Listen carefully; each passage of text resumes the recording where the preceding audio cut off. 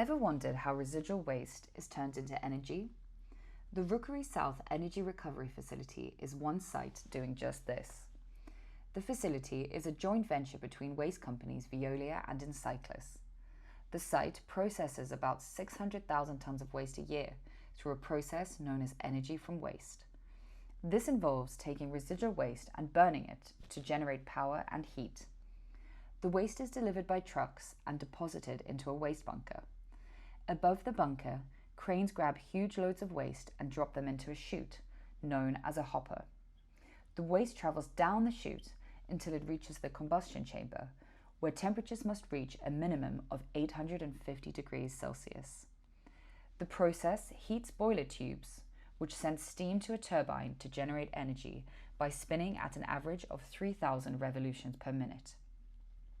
After incineration, any remaining metals and incinerated bottom ash, known as IBA, are sent for recycling or onwards purposes, including the production of aggregates for construction. The IBA accounts for approximately 20% of the original waste. Emissions from the process are captured, filtered and treated to ensure that those released through the flue stacks are compliant with Environment Agency safety standards. One of the gases released is CO2. Rookery South is home to one of the UK waste sector's only carbon capture pilot plants. I think carbon capture is an important step for all the facilities. This is obviously the second in the group for the Encyclis following Protos. And obviously being the size of the plant here at 600,000 tonnes, it'll be one of the largest carbon captures in the UK. The process allows for the carbon to be captured and then stored for transportation in either a gas or liquid form. Rookery South is helping to confirm the process to be used at the full-scale carbon capture plant, which Encyclis is building at its Protos site.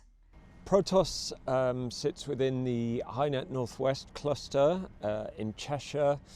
The position of that means that we have access to storage in Liverpool Bay, and we've been developing our carbon capture project at Protos over the past 3 years in partnership with DESNZ to create a commercially and technically viable project which will be the first of its kind in the UK. The integration of carbon capture into the waste sector unlocks the opportunity to decarbonise this form of treatment, making this the start of a new era for energy from waste.